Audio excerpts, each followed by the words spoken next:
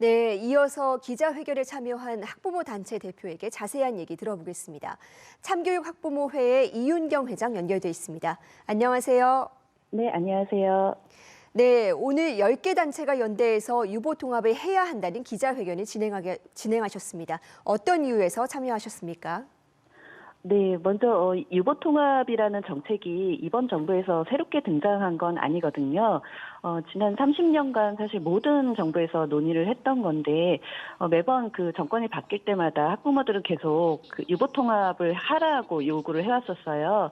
그리고 작년 대선 때도 사실 여야 모두 똑같이 유보통합을 하겠다라고 공약으로 걸었던 부분인데, 그래서 저희가 지난번에도 이 유보통합을 이행하라고 기자회견도 하고 성명서도 계속 발표를 했었습니다.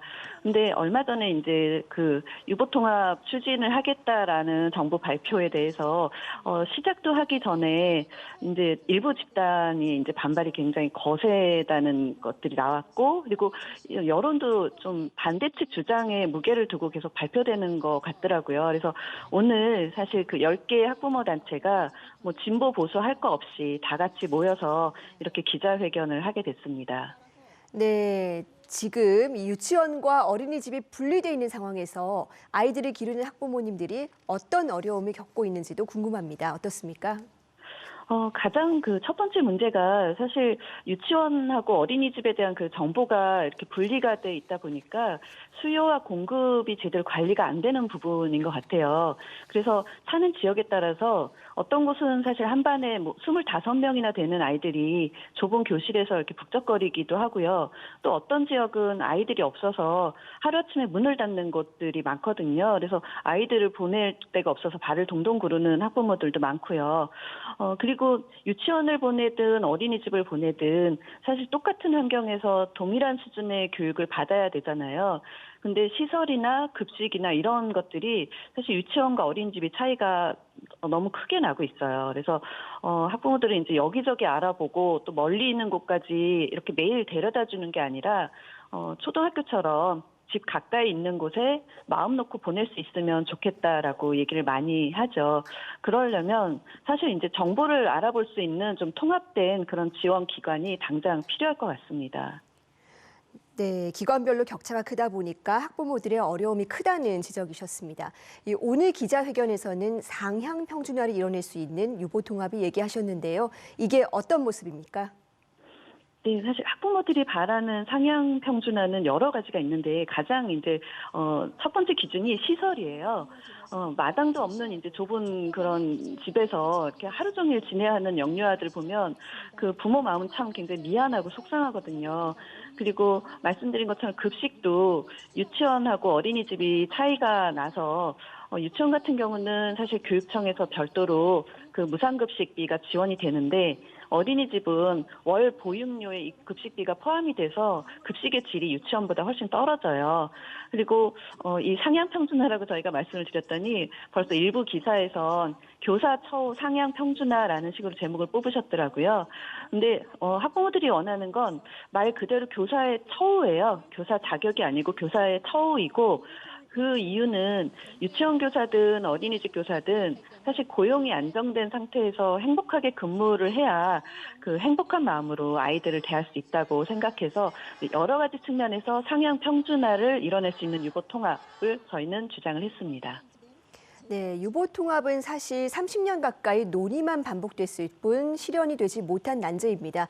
가장 시급히 해결해야 할 과제는 무엇이라고 보십니까? 앞에서 말씀드린 것처럼 기관 통합이 가장 최우선이고요. 그래야 이제 영유아 대 교사의 비율도 조정이 가능할 것 같아요.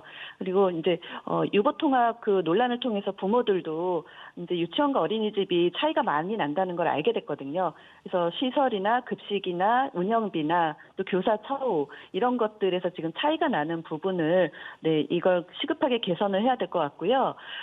근데 이제 유보 통합이 사실 운영자 입장이나 학부모 입장, 교사 입장들이 다 다르고, 또 기관에 따라서 유치원이냐 어린이집이냐 또 국공립이냐 사립이냐 이런 것에 따라서 이해관계가 굉장히 서로 다릅니다.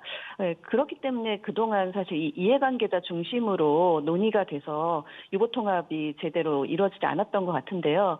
이번에는 정말 영유아 권익을 중심에 두고 그러니까 이해관계자가 아닌 영유아를 중심에 두고 좀 각 사안들을 다시 판단하고 조정하는 과정이 좀 중요할 것 같아요.